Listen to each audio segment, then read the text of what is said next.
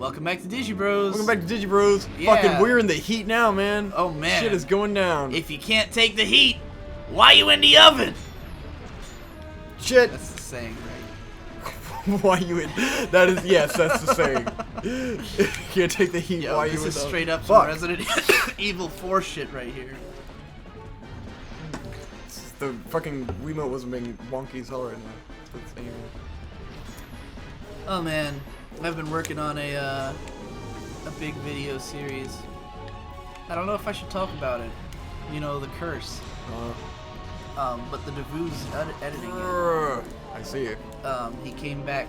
He made a the Devue. By the way, if you don't know the Devue and you're not following him, go subscribe. The Devue is really good. He's I'm sure we plugged him on here before, right? Or at least talked about him. maybe, but I mean, he certainly hasn't gotten enough attention. Like, the Devue is a guy who makes analytical videos, a lot like mine. Big fan of mine who also edited a lot of my best videos. He edited the Psychopath videos, the Sword Art Online videos, some of them. The What is Anime video.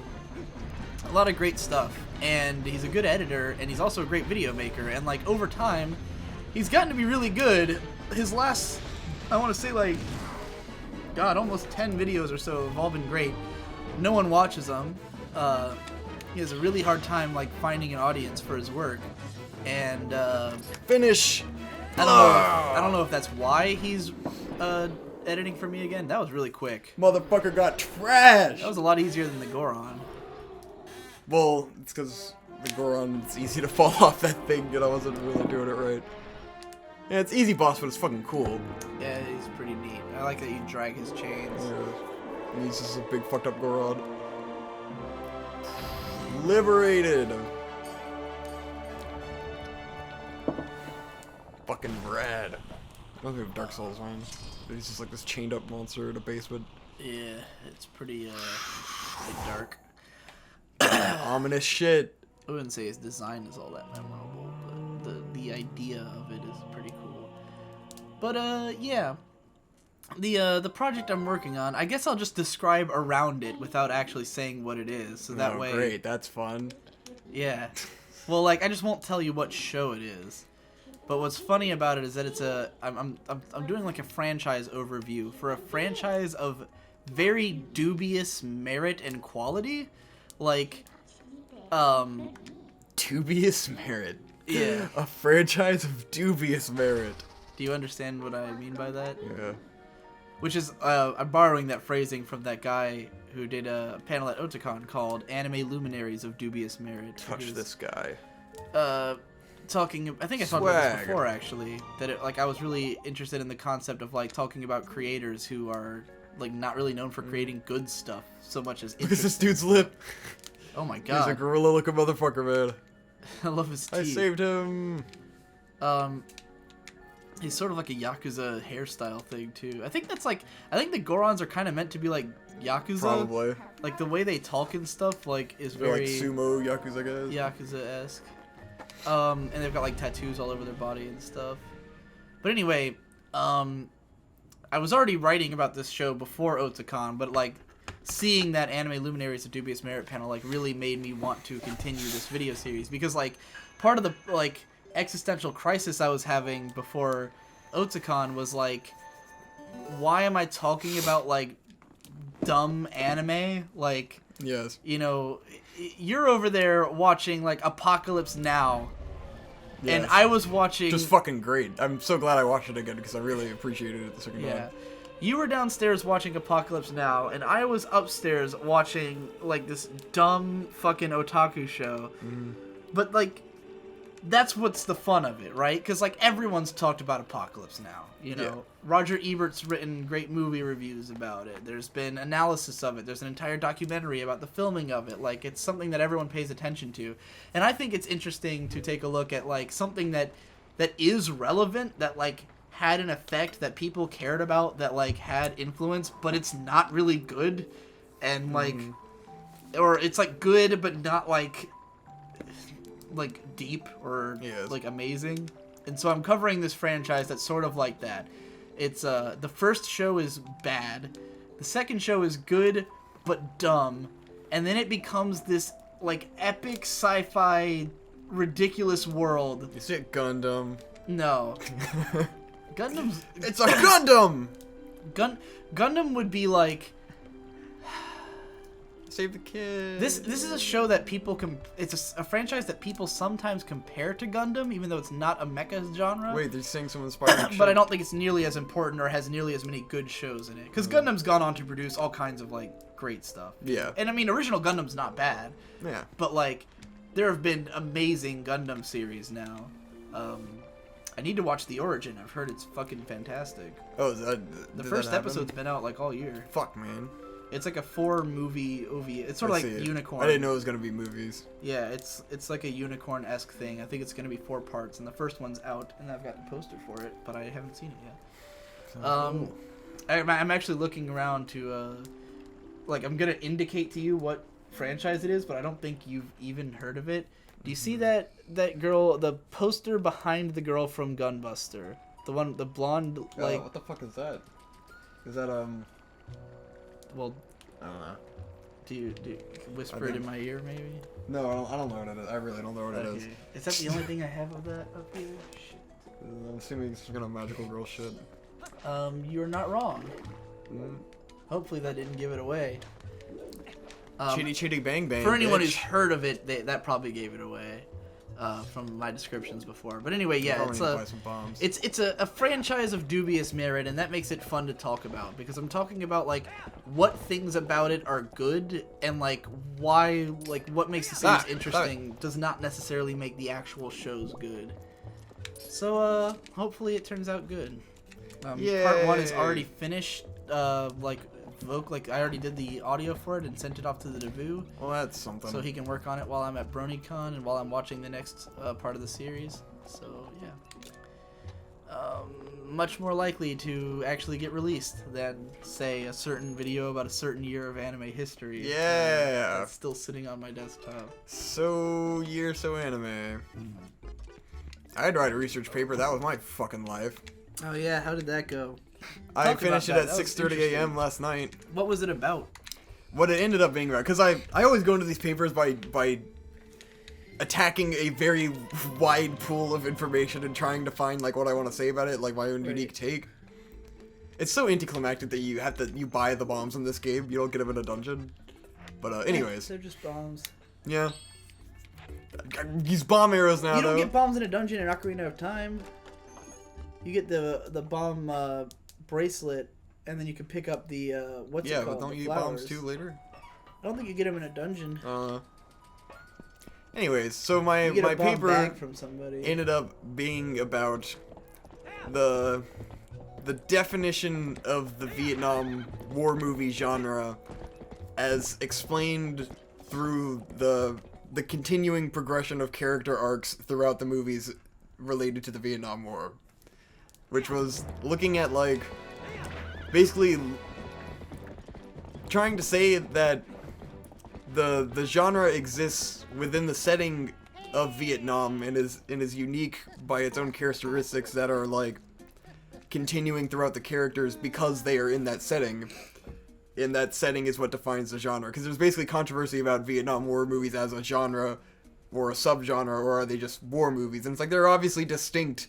And like they're saying their own thing because the character of that war was different from other wars. And Vietnam movies aren't about the war; they're about characters in the war. Right. And it's a unique genre because it's like these stories can only really be told this way and exist within the context of this war, in the context of our understanding of the war. Yeah, that's a great point. Which is cool.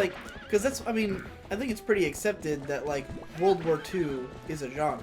Yeah. And it's a very different genre from because Vietnam. World War II is about glory and justification, and we're the heroes, whereas Vietnam is about like nihilism and like we are not the heroes, we are just trying to survive, and like it's a much darker message coming out of it, which a lot of like film critics and stuff were just butthurt about that, and like you know, because of the anti-patriotism of it. It's what it was. It was a war we shouldn't have fought. I know, but you have to think about like critics of that time, okay, are gonna be assholes about that. I thought you meant like critics looking back. I was like, no, it's like it's critics of the time. Which one of the articles I read was like from the fucking 80s or something, and it was just about like this guy basically defending them in that context and like defending the fact that it was a genre, because I guess it hadn't been accepted as a genre yet, at the time of this guy writing his thesis paper. It was interesting. It was cool. What all did you watch? Good movies I watched. Let me list them. I watched Platoon, Hamburger Hill, Casualties of War, Apocalypse Now, The Deer Hunter, Born on the 4th of July, Rescue Dawn, We Were Soldiers. I think there's one more. It's a handful of movies. Rank them. Oh god, Apocalypse Now, number 1. Shit, that's really... The Deer Hunter is probably number 2, even though, like, it's just so fucking depressing. Like, it almost infuriated me. It wasn't until reading analysis of it that I actually got the point. I see. Where it's like, because I was looking for points that I was finding in other movies, and it's really just, like, so different and doesn't really have the same agenda at all. And it's really about, like... It has a lot to do with, like, masculinity and, like, subverting tropes of heroes, which is continuing throughout Vietnam Wars, is subverting the war hero. Right. But then it's like, in The Deer Hunter, it's kind of less obvious and more depressing. And it's like, they only spend, like, a very small amount of time in the war. And then it's just like, there's confusing plot elements of, like, the one guy gets amnesia, and then it's just like, why? What? What's the point? Huh? And then it's like I'm reading analysis, and it's like, oh, this guy's supposed to be innocent, and this guy's, the subverted masculine model, all this shit going on. Anytime the word innocence gets brought up in analysis, my brain shuts down. I have a really hard time taking innocence seriously as a concept, because what the fuck is innocence? Well, like, it's... Where's the line for that? What purity, does mean? like, pure heart, noble guy, this is, right. American. He doesn't have, like, he's not demented at all. Like, the other guy is obviously, like, more of a recluse, like, because it's like Robert De Niro is the reclusive dude, and it's like, this guy is obviously already a little fucked up, whereas his best friend Christopher Walken, which young Christopher Walken is a trip to look at. But young Christopher Walken is basically just like an innocent, patriot guy. He's like kind of perfect. You know what comes into my head every time I think of the word innocence? There's this in the Dot Hack Legend of the Twilight manga, which is for those who haven't seen it, there's Dot Hack Sign, the famous MMORPG anime, and then there was a manga series called Dot Hack Legend of the Twilight that was more like cutesy and fun, and then they made an anime adaptation of it. But in the back of one volume of the manga, the artist had drawn what I guess is like the ending of the Dot Hack games, and it was Kite, and he was like in overdrive mode. He's like all like Devilman looking and like freaking out, and he's got these huge text bubbles, and it says, "Justice, kill, justice, kill." Yeah, that's some shit. Yeah, it was that always struck me as pretty dope when I was a kid. So every time I think of the word, no, not justice. Yeah, it is justice. I don't know why. Without being a dog. The concept, I said innocence, but then I remembered that he says justice, not innocence. Yeah. But for some reason, I was thinking he says innocence kill, but he actually, I think, says justice kill. It's either justice or innocence. Either way, I think of it when I hear the word innocence. Continue your story about. I'm trying to kill these dudes. Why are you shaking the nunchuck? Because that does the spin attack. Oh. Did you have more to say about the Nam? I don't know. The Nami. It was a research paper. It's about genre. I figured it out as I went. It was I finished it at 6 a.m. It was a long fucking long haul. I fucking chugged a energy drink with some like extreme Tylenol or some shit. I was very stressed out. I found this like Tylenol extreme. I was looking for Advil. And I was like, man, I have a headache. I just need to like take drugs. Energy drink. What was the worst movie? We Were Soldiers, because it's made in 2002. Hint hint. Oh yeah. So it's not interesting at all.